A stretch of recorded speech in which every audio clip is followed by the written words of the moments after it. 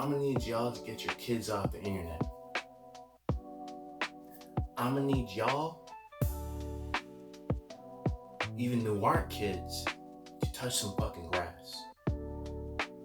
Because none of y'all have any common sense. The internet is poison, absolute poison to people with no common sense. And sense ain't too common these days, so it's just sense. Y'all have no sense. Now, America owns most media platforms around the world. That's news, television networks, Facebook, Instagram, Twitter, bunch of things, right?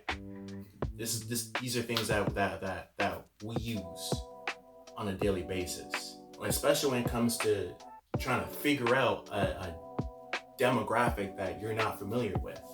When it comes to knowing what people from a different city, different ethnic background, different country, different anything like that, we have the internet for to learn about these different cultures and backgrounds. What America promotes Black people as are gangbangers, drug dealers, just scum of the earth, right? Successful Black people are entertainers and athletes.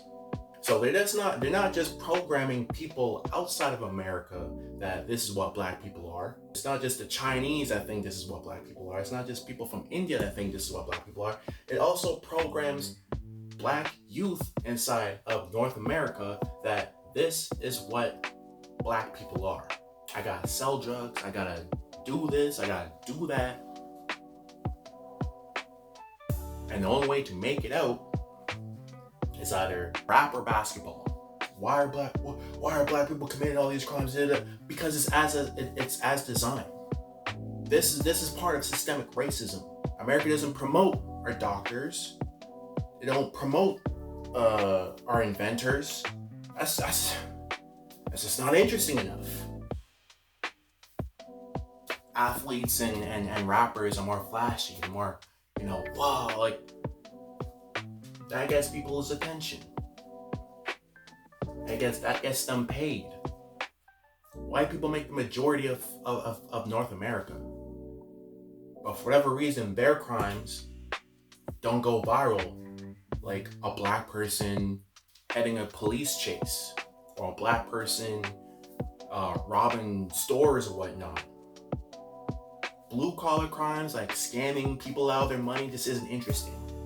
Unless you're a school shooter or a serial killer, those white people's crimes don't matter. It's not interesting. It's not gonna get them paid. And it got to a point where Black people put ourselves into a box. You're a young Black youth, your parents, they try their best to educate you, and they're like, this is, we gotta use proper pronunciation and this and that. You go around your Black peers, and their parents were also programmed by the system, so they didn't teach their kids all that, and they're those Black kids looking at you like, whose man is this? Why are you talking like that? Why are you talking all white? Like you're educated or something. That ain't us. You're listening to, I don't know, some Britney Spears or something like that. Black peers come up to you and is like, what the fuck is this man listening to? Turn that shit off, man. That ain't us. Put some real music on. Put some gangster rap on, man. Like, you see how we're programmed? We like to say Black people aren't a monolith, while making Black people a monolith. When they're out there saying like, that ain't us, that ain't what we do, you're emulating that systemic racism. Why can't Black people go mudding with their buds? Why can't they go fishing and ride a boat? Why is that white activity?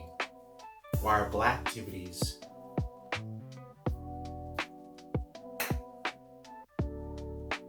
always seem to be so negative?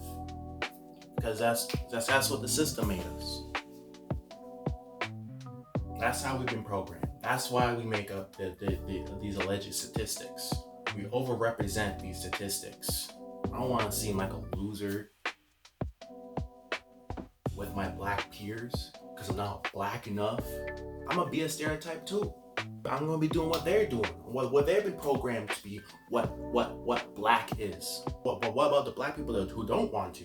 The black people that see those things is like, oh no, I don't want to do any of that. Now I want to be with white people. The white people don't be doing that. I don't want to be doing any of that. I want to be with the white people be going on picnics and stuff. I want to do that. I won't even associate with being black.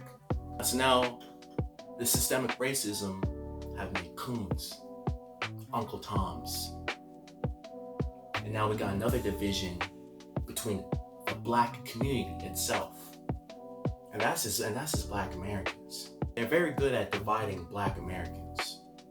Before it was African Americans. Some black Americans don't like to be called African Americans. It's like, no, black American. So now we got FBAs and African Americans. Our regular black folk who are just trying to get by, just trying to live life, what have you. Then we got the gangbangers. And even the gangbangers aren't all, there's different gangs, different sets. More division. They divide us by interests, by ethnic background, by country, by cities. They don't want black people worldwide to unite.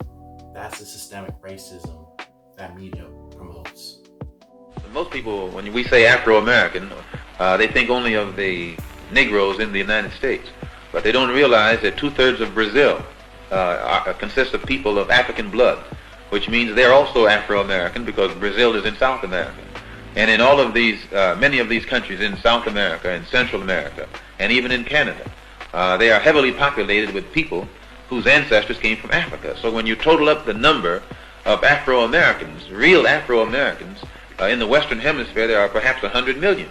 And if these people ever unite among themselves, not only is it necessary for the Afro-Americans in the United States to be organized, but it's also necessary for the Afro-Americans in the Caribbean, or the Afro-Cubans, the Afro-Brazilians. It's necessary for all of them to be organized. And then once they are organized in each place, we have to organize among ourselves.